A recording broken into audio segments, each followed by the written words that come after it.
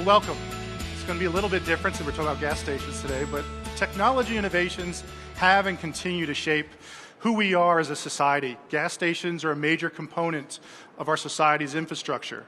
Without gas stations, our ability to travel even around our local communities would be very limited. The gas station of the future really is important to everyone. Technology innovations such as cloud, big data, mobile, the Internet of Things, alternative fuels, are all becoming part of today's gas station.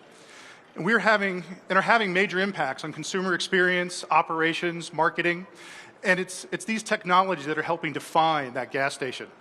Man has evolved from using rudimentary tools to today's technology. Mobile phones have gone from that bag to the smartphone we all have in our pocket. So much gas stations. But the best way to understand it is to take a look back in history and see where we came from in order to understand where we're going. Gas used to be distributed in 1- and 5-gallon containers on the roadside. The first gas station didn't exist until 1905, when the first true American gas station was born. The technology that enabled it, a gravity-fed tank, wait for it, a garden hose. We've really come a long way from the garden hose. But from the 20s through the 40s, we saw big changes that have defined what the gas station is and how it looks today. Things like Shell standardizing station design and pump technology, Standard Oil introducing additives to make your car run better, loyalty programs emerge with prepaid gasoline books, and the idea of real customer service with gas jockeys and free air. Even Texaco and Phillips offered the registered and certified public restrooms for cleanliness. I wish we still had those today. But then in the late 40s and into the 50s, the idea of self-serve came about, pump your own gas. The gaseterias existed in California. This was again enabled by technology advancements in the pump and for safety. The 60s saw promotional giveaways for brand loyalty.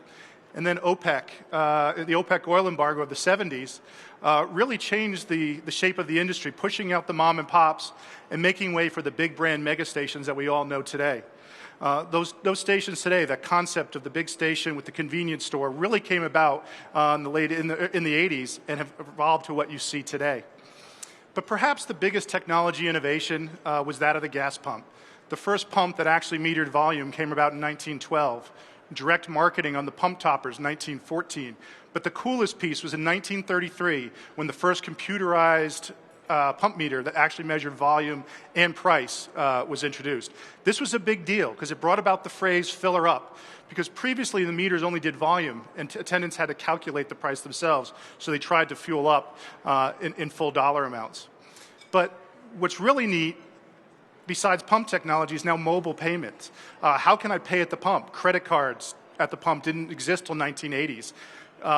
Now we've got EMV chip cards for identity protection in Europe and starting to come to the US. But the most exciting one is really near-field communication, QR codes, mobile wallets, mobile applications. People leave home today without their wallet, but they don't leave home without their smartphone. We should be able to take those types of purchases and let people replace their wallet with their phone and make that available no matter where we're going.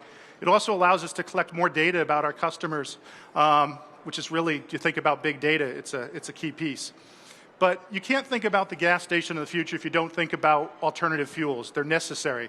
Ethanol, piece that we all have in our cars today, actually came about in the 1930s. Again, we go back to the past to understand what our future innovations are. Things are changing so quickly in alternatives. You've got hydrogen fuel now, higher percentages of ethanol, bios, compressed natural gas, LNG, electricity. All of these are shaping what our new gas station is. It may not even be called a gas station in the future. And then as vehicles start to change, the design of vehicles will change, that perhaps that electric car, instead of plugging in, just pulls in underneath a solar panel or is powered by a wind energy that provides the electricity to that site. But as technology advances and the practical and economical cars are built to take advantage of these alternative fuels, gas station infrastructure will also need to be modified to support it. But technology innovations are coming at such a rapid pace. Perhaps it'll be technologies that were only imagined in our sci-fi movies that will be reality for the gas station of the future. We might be pulling up in our car looking to find fuel for our flux capacitor in order to give us the 1.2 gigawatts of energy necessary to go back to the future. I think that'd be a fun one. Or perhaps we'll be like George Jetson and have a flying car. In many ways, the gas station of the future is already here and continuing to evolve quickly. all of which is and will continue to be driven by technology innovations from the past, the present, and those of tomorrow. I'm sure most people never thought that they'd be talking about cloud, big data, mobile technologies in the same sentence as gas stations. But it's these technologies that are helping to define the gas station of the future. It's an exciting time for the industry and technology in general. Thank you very much for your time.